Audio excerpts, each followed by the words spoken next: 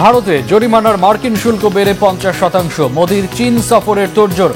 বিশ্বমঞ্চে নয়া মেরুকরণের হুমকি দিচ্ছে কি দিল্লি? চীনে আরও শুল্ক, রাশিয়ায় নিষেধাজ্ঞার হুমকি ট্রাম্পের। মস্কোর সাথে দর কষাকষিতে ছাড় দেবেন কে, ট্রাম্প না পুতিন? যুক্তরাষ্ট্রে সুরক্ষিত সেনা ঘাঁটিতে বন্দুক হামলা, কে এই হামলাকারী? কেন থামছে না সেনা সহকর্মীদের মারার প্রবণতা? আসসালামু আলাইকুম, দেখছিলেন Bangla vision world news headline. ভারতের উপর চরম নাখোশ হয়ে 25% বাড়তি শুল্ক আরোপ। শুধু নয়, এবার জরিমানার 25% শুল্ক চাপিয়েছেন মার্কিন প্রেসিডেন্ট ডোনাল্ড ট্রাম্প। এতে যুক্তরাষ্ট্রের বাজারের জন্য 2 দফায় ভারতের পণ্যে বাড়তি শুল্ক দাঁড়ালো 50%। কৌশলী এই শাস্তির কারণ রাশিয়ার থেকে তেল কেনা। যুক্তরাষ্ট্রের পদক্ষেপকে অন্যায়, অন্যায্য, অযৌক্তিক বলেছে ভারতের পররাষ্ট্র দপ্তর। দাবি করা হয়েছে অন্য অনেক দেশ রাশিয়ার সাথে বাণিজ্য চালিয়ে গেলেও শুল্ক যুদ্ধের মাশুল দিচ্ছে শুধুমাত্র ভারত। চন্দ্রিকা মজুমদারের ডেস্ক রিপোর্ট। রাশিয়া থেকে তেল আমদানি করে যেন মার্কিন প্রেসিডেন্ট ডোনাল্ড ট্রাম্পের কড়া নজরে পড়েছে ভারত। দেশটির ওপর একের পর এক শুল্ক আরোপ করেই চলেছেন তিনি। ইউক্রেনে হামলা চালিয়ে যেখানে রাশিয়া দিনের পর দিন হত্যাযজ্ঞ চালিয়ে যাচ্ছে, সেখানে দেশটির সাথে বাণিজ্য করে তাদের অস্ত্র সমৃদ্ধিতে সাহায্য করছে ভারত, এমনটাই অভিযোগ মার্কিন প্রেসিডেন্টের। এর জেরে চলছে শাস্তিমূলকভাবে শুল্কারোপ। চলতি মাসের শুরুতেই নতুন শুল্ক হার নির্ধারণ করে নথি প্রকাশ করে হোয়াইট হাউস। এই তালিকায় রয়েছে ইউরোপীয় ইউনিয়ন, ভারত, পাকিস্তান সহ অন্তত 90টি দেশ।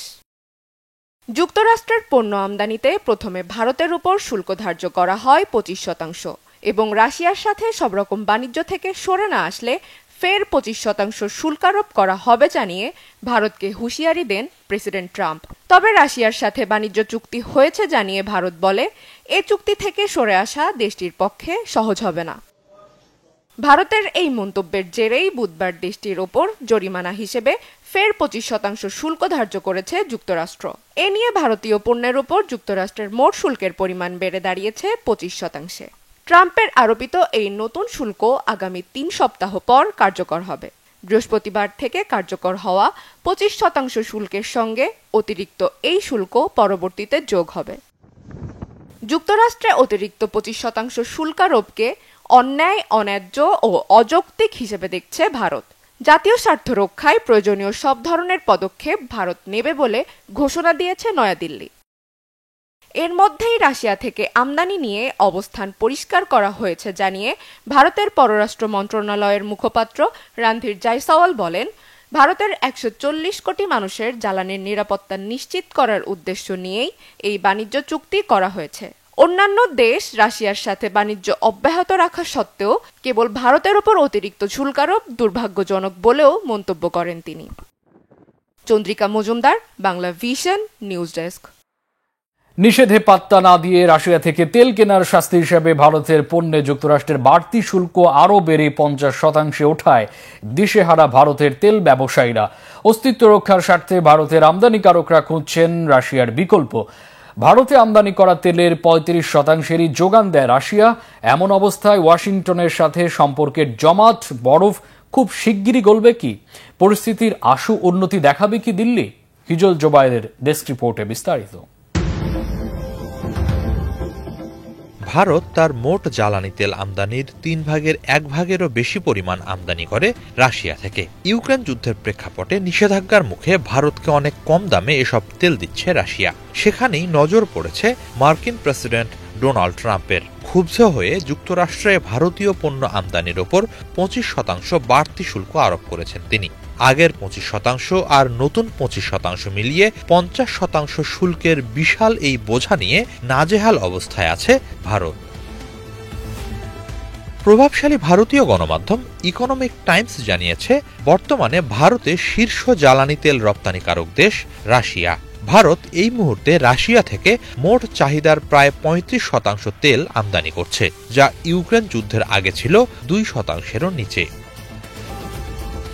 ইকোনমিক টাইমস জানাচ্ছে, সম্প্রতি পশ্চিমা নিষেধাজ্ঞার কারণে বিশ্ববাজারে সরবরাহ ঘাটতির আশঙ্কায় অপরিশোধিত তেলের দাম ব্যারেল প্রতি $137 পৌঁছায়। পরে তা স্থিতিশীল হলেও আবার নতুন করে অস্থিতিশীলতার আশঙ্কা দেখা দিয়েছে। ছাড়ে পাওয়া রাশিয়ার অপরিশোধিত তেলের কারণে ভারতের তেল শোধনাগারগুলোর খরচ কম হচ্ছে, কিন্তু নতুন বাস্তবতায় এই সুবিধায় ভাটা পড়তে পারে। ভারত রাশিয়ার কাছ থেকে ঠিক কি পরিমাণ জ্বালানি তেল কেনে এ প্রসঙ্গে ইকোনমিক টাইমস জানায়, 2025 সালের প্রথমার্ধে রাশিয়া থেকে প্রতিদিন গড়ে 1.75 মিলিয়ন ব্যারেল তেল আমদানি করেছে বিশ্বের তৃতীয় বৃহত্তম তেল আমদানিকারক ও ভোক্তা দেশ ভারত, যা আগের বছরের তুলনায় 1% বেশি।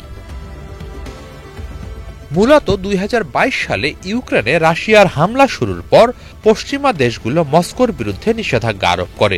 এরপর থেকেই ভারত ছাড়ের দামে রাশিয়ার তেল কিনতে শুরু করে।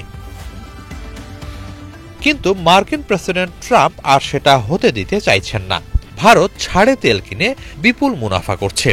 এর জেরে ভারতীয় পণ্যে মোট 50% শুল্ক আরোপ করেছেন তিনি। হুঁশিয়ারি দিয়ে বলেছেন, যদি রাশিয়া যুদ্ধবন্ধে ইউক্রেনের সঙ্গে শান্তি চুক্তিতে পৌঁছাতে ব্যর্থ হয়, তাহলে ভারত, চীন সহ যারাই রাশিয়ার পণ্য কিনবে তারা সবাই নিষেধাজ্ঞার মুখে পড়তে পারে।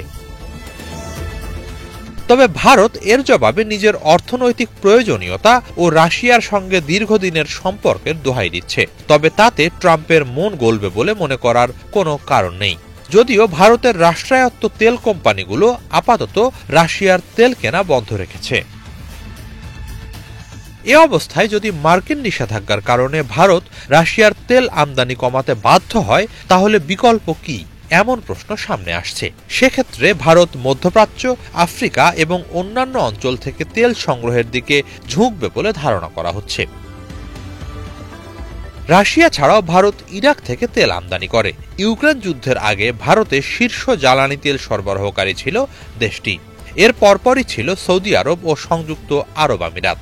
ফলে নতুন বাস্তবতায় আবারও ওই দেশগুলির দ্বারস্থ হতে পারে ভারত। এছাড়া ট্রাম্পের শুল্ক আরোপের হুমকির পর ভারতীয় বেশ কিছু তেল শোধনাগার যুক্তরাষ্ট্র, মধ্যপ্রাচ্য, পশ্চিম আফ্রিকা ও আজারবাইজান থেকে তেল কিনছে। ভারতের তেলমন্ত্রী হরদীপ সিং জানিয়েছেন, ভারত বিভিন্ন উৎস থেকে তেল আমদানি বাড়াচ্ছে। প্রায় 40টি দেশ থেকে তেল আমদানি করা হচ্ছে। এর মাঝে গায়ানা, ব্রাজিল ও কানাডাও আছে। হিজল জোবায়ের, বাংলা ভিশন। এদিকে ভারতের প্রতিবেশী চীনকেও শুল্কের জালে আটকে নাজেহাল করার হুমকি দিয়েছেন মার্কিন প্রেসিডেন্ট ডোনাল্ড ট্রাম্প। এমন অবস্থায় আপাতত পুরানো শত্রুতা ভুলে চীন সফরে যাচ্ছেন ভারতের প্রধানমন্ত্রী নরেন্দ্র মোদী। ট্রাম্পের বাড়তি শুল্ক আরোপের ঘোষণা ইন্দোনেশিয়াও ঝুঁকছে চীনের দিকে। বাড়ছে ব্রিক্সভুক্ত দেশগুলোর সম্পর্ক উন্নয়নের তোড়জোড়। এতে প্রশ্ন উঠেছে, বেকায়দায় পড়ে ভারত কি চিরশত্রু চীনের সাথে সম্পর্ক উন্নয়নের পথেই হাঁটবে? রাশিয়া, ভারত, চীনের জোট হলে সামলাবেন কিভাবে ট্রাম্প? শহীদ আরাফাতের ডেস্ক রিপোর্ট। চরমে পৌঁছেছে ভারত আমেরিকা শুল্ক যুদ্ধ। পরিস্থিতি এতটাই নাজুক যে চলছে হুমকি আর পাল্টা সতর্কতা। চলতি বছরের শুরুতেই ভারত আমেরিকা যে বন্ধুত্ব নিয়েছিল, নানা প্রচারণা মাত্র কয়েক মাসের ব্যবধানে তা রূপ নিল বৈরিতায়। মাত্র 6 থেকে 7 মাস আগের চিত্রটা ছিল এমন। গেল নভেম্বরে মার্কিন প্রেসিডেন্ট নির্বাচনে ডোনাল্ড ট্রাম্প জয়ী হবার পর তাকে বন্ধু উল্লেখ করে অভিনন্দন জানিয়েছিলেন ভারতের প্রধানমন্ত্রী নরেন্দ্র মোদী। ট্রাম্পের জয়কে আমেরিকা যুক্তরাষ্ট্রের বন্ধুত্বের ক্ষেত্রে একটি গুরুত্বপূর্ণ মাইলফলক হিসেবে দেখেছিল বিজেপি সরকার। কিন্তু কয়েক মাসের মধ্যে পুরোপুরি উল্টে গেল দাবার চাল। বন্ধুত্ব তো দূরে থাক, শত্রুতার এই পথ যে কোথায় গিয়ে ঠেকবে তাই বলা মুশকিল হয়ে গেছে এখন। হঠাৎ কি হলো? কেন বন্ধু থেকে শত্রুতার পথে ভারত আমেরিকা সম্পর্ক? শুরুটা হয়েছিল চলতি বছরের ফেব্রুয়ারিতে, ডোনাল্ড ট্রাম্পের আবারও ক্ষমতায় আসার পর। সে সময় ওয়াশিংটন সফরে গিয়েছিলেন নরেন্দ্র মোদী। ভেবেছিলেন বাংলাদেশ ইস্যুতে মাতব্বরির ব্ল্যাক চেক পাবেন মার্কিন প্রেসিডেন্টের কাছ থেকে। কিন্তু মোদীর সে আশায় রীতিমতো বালি ঢেলে দিয়েছিলেন প্রেসিডেন্ট ট্রাম্প। এরপর থেকে দিল্লি ওয়াশিংটন সম্পর্কের অবনতি হতে থাকে, যা চূড়ান্ত রূপ নিল এবার। প্রথমে ভারতীয় পণ্যের ওপর বাড়তি শুল্ক 25% আরোপ করে ট্রাম্প প্রশাসন। তবে রাশিয়া থেকে তেল কেনা অব্যাহত রাখার শাস্তি হিসাবে বুধবার আরো 25% শুল্ক বসিয়ে মোট 50% শুল্ক আরোপ করে ট্রাম্প প্রশাসন। আর তাতে ট্রাম্প মোদী বন্ধুত্ব রূপ নেয় শত্রুতায়। extent.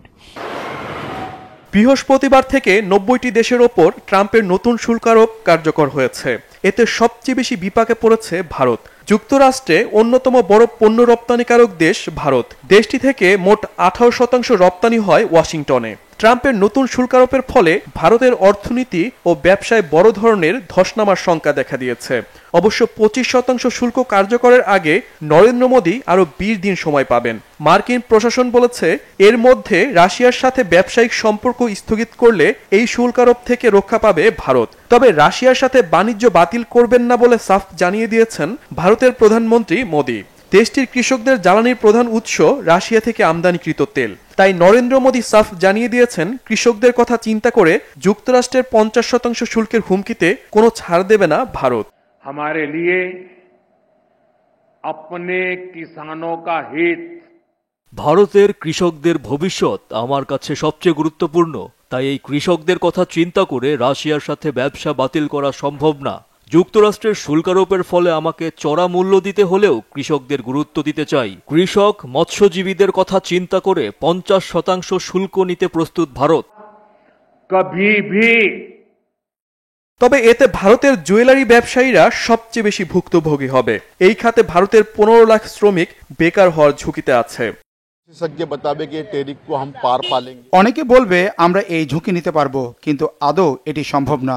আমাদের 60% জুয়েলারি পণ্য যুক্তরাষ্ট্রের বিক্রি হয়, সেখান থেকে আমরা ভালো দাম পাই। এই শুল্ক আরোপের ফলে 1 থেকে 15 লাখ জুয়েলারি শ্রমিক বেকার হয়ে যাবে। ভারতের ওপর আরোপিত এই শুল্ক চীনের চেয়ে 20%, পাকিস্তানের চেয়ে 31% ও বাংলাদেশের চেয়ে 30% বেশি। তবে চীনও যদি রাশিয়া থেকে তেল কেনা বন্ধ না করে তবে তাদের ওপর আরও শুল্ক আরোপের হুমকি দিয়েছেন মার্কিন প্রেসিডেন্ট। এমন অবস্থায় আমেরিকা থেকে মুখ ফিরিয়ে চিরশত্রু চীনের দিকে ঝুঁকছে ভারত। পরিস্থিতি এমন দাঁড়িয়েছে, ট্রাম্পের এই নয়া শুল্ক নীতির ফলে ব্রিক্স জোটভুক্ত দেশ চীন, ব্রাজিল, ভারত, রাশিয়া এবং ইন্দোনেশিয়া নিজেদের মধ্যে সম্পর্ক উন্নয়ন করছে। 7 বছর পর প্রথমবারের মতো চীন সফরে যাচ্ছেন ভারতের প্রধানমন্ত্রী নরেন্দ্র মোদী। ইন্দোনেশিয়াও আমেরিকার বদলে চীনে চিংড়ি বেচার পরিকল্পনা করছে। এছাড়া ব্রাজিলের প্রেসিডেন্ট লুলা দা সিলভা যুক্তরাষ্ট্রের সাথে আলোচনা না করার ঘোষণা দিয়েছেন। রুশ প্রেসিডেন্ট ভ্লাদিমির পুতিন শিগগির ভারত সফরে যাবেন বলে দাবি করেছেন নয়াদিল্লি। বাণিজ্য যুদ্ধে যুক্তরাষ্ট্র মাঝখান থেকে একা হয়ে যাওয়ার শঙ্কায় আছে। বিশ্লেষকরা বলছেন ব্রিক্স জোটভুক্ত দেশগুলোর সম্পর্ক উন্নয়ন হলে হবে নতুন মুদ্রানীতি, ডলারের বিকল্প হিসাবে আসবে নয়া মুদ্রা ব্যবস্থা। যুক্তরাষ্ট্রে কমবে এসব দেশের বাণিজ্য। নয়া এই শুল্ক যুদ্ধে কার কতটা ক্ষতি হবে তার সময় বলে দিতে পারবে। শহীদ আরাফাত, বাংলাভিশন নিউজ ডেস্ক। ভারতের শুল্কের খড়গে নাজেহাল করা মার্কিন প্রেসিডেন্ট ডোনাল্ড ট্রাম্প বৈরী পরাশক্তি রাশিয়াকেও ছাড়তে নারাজ। বলেছেন ইউক্রেন যুদ্ধ না থামালে কঠোর নিষেধাজ্ঞায় পড়বে রাশিয়া। হুমকি দিলেও খোলা রেখেছেন কূটনৈতিক মধ্যস্থতার দরজা। মস্কোয় পাঠানো দূত স্টিভ উইটকফের সাথে রাশিয়ার প্রেসিডেন্ট ভ্লাদিমির পুতিনের আলোচনার ব্যাপ্তি ছিল প্রায় 3 ঘন্টা। ফলপ্রসূ বলা ওই বৈঠকে হয়নি কোনো চুক্তি। ট্রাম্প পুতিন সরাসরি বৈঠকের আশা থাকলেও চাপের মুখে কে পিছু হটবে? খ্যাপাটে 2 নেতার মধ্যে ছাড় দেবেন কে? হাফিজুল ইসলামের ডেস্ক রিপোর্টে বিস্তারিত। যুদ্ধ না থামালে রাশিয়ার বিরুদ্ধে কঠোর শাস্তির ঘোষণা দিয়েছেন ডোনাল্ড ট্রাম্প। সে কথায় কান না দিয়ে ইউক্রেনে সামরিক আঘাত চালিয়ে যাচ্ছেন ভ্লাদিমির পুতিন। পারমাণবিক হুমকি, অর্থনৈতিক নিষেধাজ্ঞা আর বাণিজ্য যুদ্ধের উত্তেজনায় তীব্র হচ্ছে যুক্তরাষ্ট্র ও রাশিয়ার ক্রমবর্ধমান শত্রুতা। এমন সংকটময় মুহূর্তে পুতিনের সঙ্গে বৈঠকে বসলেন ট্রাম্পের বিশেষ দূত স্টিভ উইটকফ। গত 6 আগস্ট মস্কোয় অনুষ্ঠিত আলোচনাকে কার্যকর ও গঠনমূলক বলেছে রাশিয়া। ট্রাম্প দাবি করলেন দারুণ অগ্রগতি হয়েছে, কিন্তু 3 ঘন্টার বৈঠকটিকে কেবলই লোক দেখানো কূটনৈতিক পদক্ষেপ বলছেন বিশ্লেষকরা। এখন প্রশ্ন হলো, চাপের মুখে শেষ পর্যন্ত কে পিছু হটবে, রাশিয়া নাকি যুক্তরাষ্ট্র? রাশিয়া ইউক্রেন যুদ্ধ বন্ধ ও শান্তি চুক্তি ছিল ট্রাম্পের বিশেষ দূত উইটকফের এবারের সফরের অন্যতম লক্ষ্য। তবে এসব নিয়ে মস্কো ও ওয়াশিংটনের চূড়ান্ত কোনো চুক্তির কথা জানা যায়নি। ট্রাম্পের দেয়া ডেডলাইনের মধ্যে ইউক্রেনে আক্রমণ না থামালে রাশিয়ার উপর নতুন করে কঠোর নিষেধাজ্ঞা জারি করবে যুক্তরাষ্ট্র। এই নিষেধাজ্ঞার মূল টার্গেট হবে রুশ অর্থনীতি ও আন্তর্জাতিক বাণিজ্য। 2025 জানুয়ারিতে দ্বিতীয়বার যুক্তরাষ্ট্রের ক্ষমতা গ্রহণের পর রাশিয়া ইউক্রেন যুদ্ধ শেষ করতে ব্যাপক আগ্রহী ছিলেন ডোনাল্ড ট্রাম্প। তার বিশেষ দূত উইটকফ এরই মধ্যে একাধিকবার মস্কোয় পুতিনের সঙ্গে বৈঠকও করেছেন, কিন্তু এবারের মতো কোনো বাড়ি হয়নি কোনো সমঝোতা। দফায় দফায় শান্তি প্রস্তাব, বাণিজ্য হুমকি সহ নানা উপায়ে রাশিয়াকে বাগে আনতে চেয়েছেন ট্রাম্প। মস্কোর সঙ্গে চীন, ইরান ও উত্তর কোরিয়ার গভীর অর্থনৈতিক এবং সামরিক সম্পর্ককে ভয় পায় যুক্তরাষ্ট্র। বিপজ্জনক এই জোট পশ্চিমাদের জন্য বড় এক চ্যালেঞ্জ। এ কারণে নিষেধাজ্ঞা দিয়ে মস্কোকে কোণঠাসা করার পায়তারা আঁটছেন ট্রাম্প। বিশ্লেষকরা মনে করেন, যুক্তরাষ্ট্রের সঙ্গে সম্পর্ক ভালো করার চেয়ে ইউক্রেন যুদ্ধে সামরিক লক্ষ্য অর্জন পুতিনের কাছে এখন বেশি গুরুত্বপূর্ণ। এছাড়াও গত ৩ বছরে রাশিয়ার উপর কয়েক ধাপে নিষেধাজ্ঞা দিয়েছে যুক্তরাষ্ট্র ও ইউরোপীয় দেশগুলো। এমন পরিস্থিতি সামলানোর পূর্ব অভিজ্ঞতা থাকায় এখন আর মাথানত করবেন না পুতিন। রাশিয়ার উপর নতুন মার্কিন নিষেধাজ্ঞা ঠেকাতে ট্রাম্পের বিশেষ দূত উইটকফের কাছে পুতিন কোনো প্রস্তাব দিয়েছেন কিনা সেটা পরিষ্কার না। মস্কোতে অনুষ্ঠিত সাম্প্রতিক বৈঠকে সুনির্দিষ্ট চুক্তি কিংবা সমঝোতার লক্ষণ দেখা যায়নি। যুক্তরাষ্ট্র ও রাশিয়ার মধ্যে কেবল কৌশলগত আলোচনা, বাস্তবে কোনো কাজে আসবে না। বিশ্লেষকদের ধারণা, ইউক্রেনের লুহানস্ক, দোনেস্ক, জাপোরিঝিয়া ও খেরসন এই 4 প্রদেশ দখল নিয়েই ছাড়বেন পুতিন। পাশাপাশি ওয়াশিংটন যতই হুমকি দিক, ইউক্রেন যদি পুতিনের দেয়া সব শর্ত না মানে তাহলে কোনোভাবেই যুদ্ধ থামাবে না রাশিয়া। রাশিয়া ও যুক্তরাষ্ট্রের যতই দ্বন্দ্ব থাকুক, কোনো পক্ষই মুখোমুখি সংঘাত চায় না। তবে ইউক্রেনের বিভিন্ন অঞ্চলে সাম্প্রতিক রুশ আক্রমণের তীব্রতা ইঙ্গিত দিচ্ছে, লক্ষ্য অর্জিত না হওয়া পর্যন্ত যুদ্ধ চালিয়ে যাবেন পুতিন। বিশ্লেষকদের মতে, ট্রাম্প পুতিন সম্পর্ক বাইরে থেকে যতটা শীতল মনে হচ্ছে, ভেতরে ততটাই বাড়ছে উত্তাপ। এমন পরিস্থিতিতে মস্কো বৈঠকের পর পুতিন ট্রাম্প সরাসরি সংলাপের সম্ভাবনা আসার বার্তা দিচ্ছে। কিন্তু শেষ পর্যন্ত চুক্তি না হলে পিছু হটতে পারে রাশিয়ার অনেক ব্যবসায়িক মিত্র। তখন জ্বালানি বাণিজ্যে বড় রকমের ধসের কারণে ভয়ঙ্কর চাপে পড়বে রুশ অর্থনীতি। হাফিজুল ইসলাম, বাংলা ভিশন। যুক্তরাষ্ট্রে বাংলাদেশি পুলিশ কর্মকর্তাকে গুলি করে হত্যার সপ্তাহ ঘুরতেই বন্দুক হামলা হলো সামরিক ঘাঁটিতে। গুলিবিদ্ধ হয়েছেন অন্তত 5 সেনা সদস্য। হামলাকারী সেনাকে আহত অবস্থায় গ্রেফতার করা হয়েছে। সুরক্ষিত সেনা ঘাঁটিতে এমন হামলা আর হত্যা নতুন নয়। সহকর্মীদের ওপর সেনা সদস্যের এমন প্রাণঘাতী হামলার কারণ কি? শুধু কি মানসিক চাপ, নাকি আড়ালে চাপা পড়ছে ভিন্ন কোনো কারণ? ডেস্ক রিপোর্টে আরও জানাচ্ছেন ইমরান মাহমুদ। যুক্তরাষ্ট্রের সেনা ঘাঁটিতে এক সেনা সদস্যের গুলিতে আহত হয়েছেন বেশ কিছু সেনা। দেশটির জর্জিয়া অঙ্গরাজ্যের ফোর্ট স্টুয়ার্ট সেনা ঘাঁটিতে 6 আগস্ট ঘটে গেল এই ঘটনা। স্থানীয় সময় 11:04 দ্বিতীয় আর্মড ব্রিগেড কমব্যাট টিমের এলাকায় একজন সেনা সদস্য তার সহকর্মীদের লক্ষ্য করে গুলি ছুড়তে শুরু করেন। এতে অন্তত 5 জন গুলিবিদ্ধ হন এবং পুরো ঘাঁটিটি সঙ্গে সঙ্গে লকডাউন করে ফেলা হয়। এমন অবস্থায় প্রশ্ন উঠেছে, কেন একজন সৈন্য তার নিজের বাহিনীর উপরই গুলি চালালো? এটি কি পরিকল্পিত নাকি অন্য কিছু? যুক্তরাষ্ট্রের সেনাবাহিনী নিজস্ব ওয়েবসাইটে প্রকাশিত একটি বিবৃতিতে জানিয়েছে, ঘটনার পরপরই মিলিটারি পুলিশ ঘটনাস্থলে পৌঁছে হামলাকারীকে আটক করে এবং পরিস্থিতি নিয়ন্ত্রণে আনে। তবে ঠিক কী কারণে এই গুলিবর্ষণের ঘটনা ঘটেছে তা এখনও স্পষ্ট নয়।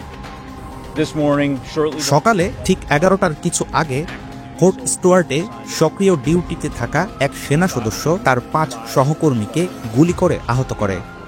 সৌভাগ্যবশত সবার অবস্থা স্থিতিশীল রয়েছে এবং প্রত্যেকেই সুস্থ হয়ে উঠবেন বলে আশা করা হচ্ছে। অভিযুক্ত হামলাকারী এখন আটক রয়েছে। আমরা নিরাপত্তা ব্যবস্থা পুনরায় নিশ্চিত করেছি। এখন স্থানীয় জনগণের ভয়ের আর কোনো কারণ নেই। সিএনএনের প্রতিবেদন অনুযায়ী গুলিবর্ষণের সময় সেনা সদস্যরা ঘাঁটির ভেতরে দৈনন্দিন প্রশিক্ষণ কার্যক্রমে ব্যস্ত ছিলেন। হঠাৎ করেই এক সৈনিক তার রাইফেল থেকে গুলি ছুটতে শুরু করেন। প্রত্যক্ষদর্শীদের বরাতে বলা হয়, হামলাকারী সেনার আচরণ সকাল থেকেই অস্বাভাবিক ছিল। এমনকি তার সহকর্মীরাও তার মানসিক স্থিতিশীলতা নিয়ে কিছুটা উদ্বেগ প্রকাশ করেছিলেন আগের দিন। মার্কিন ঘাঁটিতে গোলাগুলির এই ঘটনায় মানসিক স্বাস্থ্য বিষয়ক আলোচনাও নতুন করে সামনে এসেছে। মার্কিন সেনাবাহিনীর মধ্যে মানসিক স্বাস্থ্য সমস্যা, বিশেষ করে পোস্ট ট্রমাটিক স্ট্রেস ডিসঅর্ডার বা পিটিএসডি এর বিষণ্ণতা নিয়ে আগেও বহুবার প্রশ্ন উঠেছে।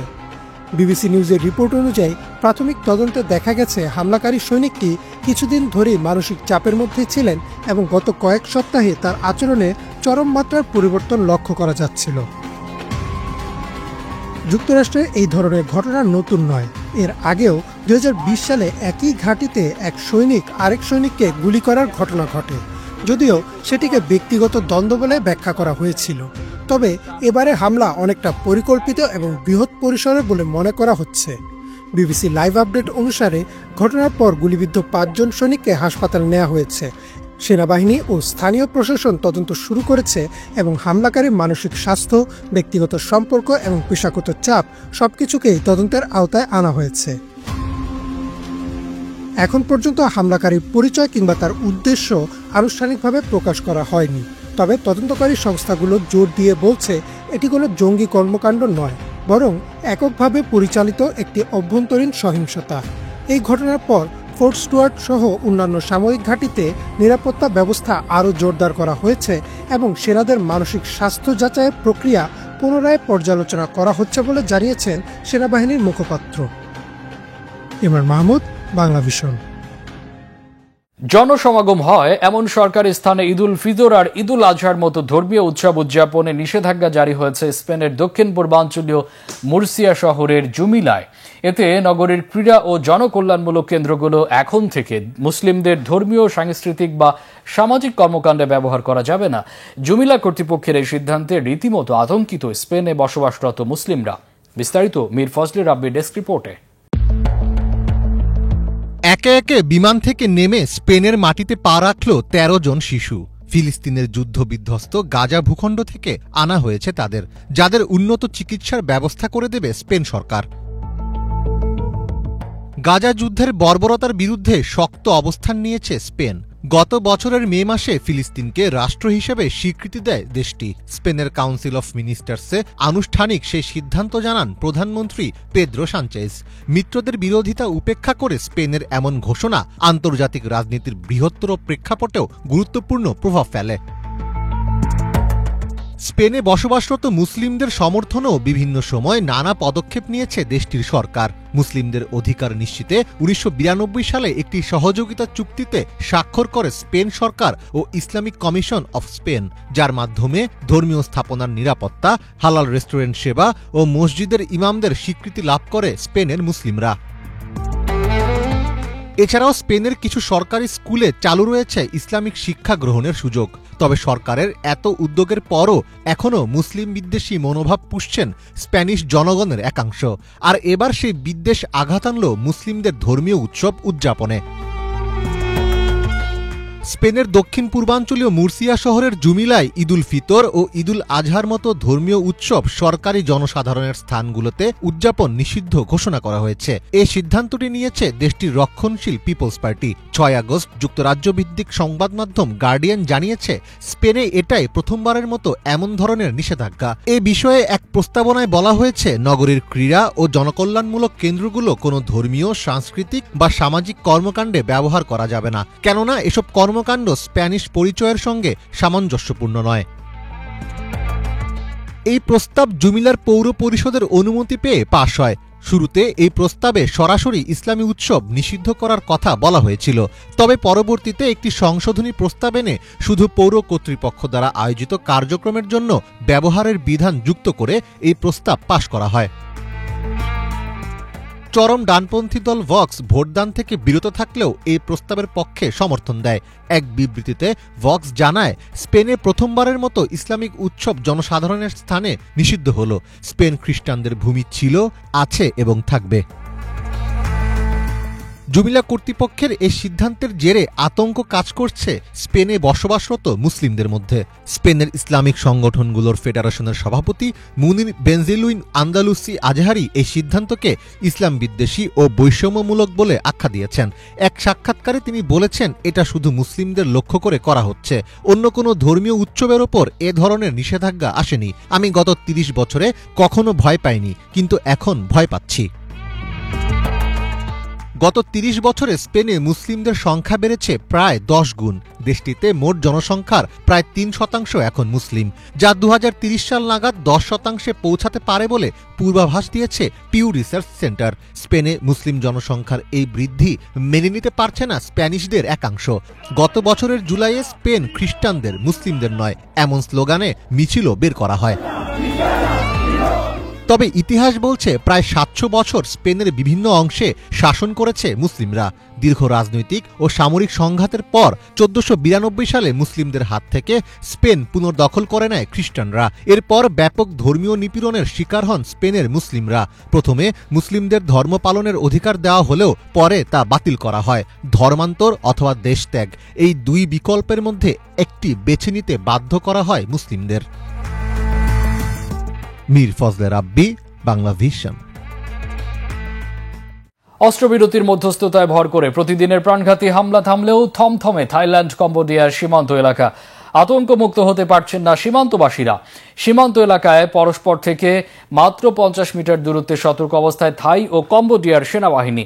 দুই প্রতিবেশীর সরকারি মহল থেকে নিয়মিত বিরতিতে উঠানো হচ্ছে যুদ্ধবিরতির শর্ত ভঙ্গের পাল্টাপাল্টি অভিযোগ। এমন অবস্থায় কিভাবে নিশ্চিত হবে সীমান্তবর্তী অঞ্চলের শান্তি আর স্থিতিশীলতা? বিস্তারিত ডেস্ক রিপোর্টে। বিশ্বের নানা অঞ্চলে যেন সংঘাতের এক নতুন প্রতিযোগিতা শুরু হয়ে গেছে।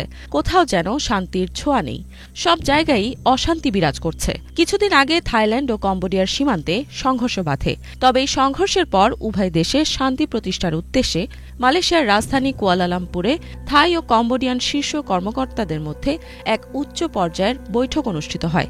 তবে বৈঠক শেষ হলেও দুই দেশের সীমান্তে উত্তেজনা এখনও চলমান রয়েছে। উভয় দেশই পরস্পরের বিরুদ্ধে যুদ্ধবিরতি লঙ্ঘনের অভিযোগ করে চলেছে। ফলে পরিস্থিতির উন্নতির কোনো স্পষ্ট ইঙ্গিত মিলছে না। আল জাজিরা জানাচ্ছে, উভয় দেশের ৫ দিনব্যাপী সংঘর্ষের পর মালয়েশিয়ার মধ্যস্থতায় একটি অস্ত্রবিরতি কার্যকর হয়েছে। এই সংঘর্ষে উভয় দেশের অন্তত ৪৩ জন প্রাণ হারিয়েছেন। এদিকে ২ লক্ষাধিক মানুষ তাদের বাড়িঘর ছেড়ে পালাতে বাধ্য হয়েছেন। সংঘাত চলাকালে কম্বোডিয়ার গোলাবর্ষণে থাইল্যান্ডের সিসাকেত প্রদেশে ৮ জন নিহত হন। পরিস্থিতি পর্যবেক্ষণের জন্য ২৩টি দেশের কূটনীতিক ও সামরিক প্রতিনিধিরা ওই এলাকা পরিদর্শন করেন। থাই পার্লামেন্টের এক সদস্য বলেন, পরিস্থিতি এখনও সম্পূর্ণভাবে শান্ত হয়নি, যে কোনো সময় আবার উত্তেজনা ছড়িয়ে পড়তে পারে। তিনি জানান, সীমান্ত অঞ্চলে থাই ও কম্বোডিয়ার সেনাবাহিনী একে অপর থেকে মাত্র ৫০ মিটার দূরত্বে অবস্থান করছে। থাইল্যান্ডে প্রায় ২০,০০০ মানুষ এখনও নিজ বাড়িতে ফিরতে পারেননি। অনেকেই অস্থায়ী আশ্রয়কেন্দ্র এবং স্থানীয় বৌদ্ধ মঠে বসবাস করছেন। এক স্থানীয় বাসিন্দা জানান, তিনি হাঁসদের খাওয়াচ্ছিলেন।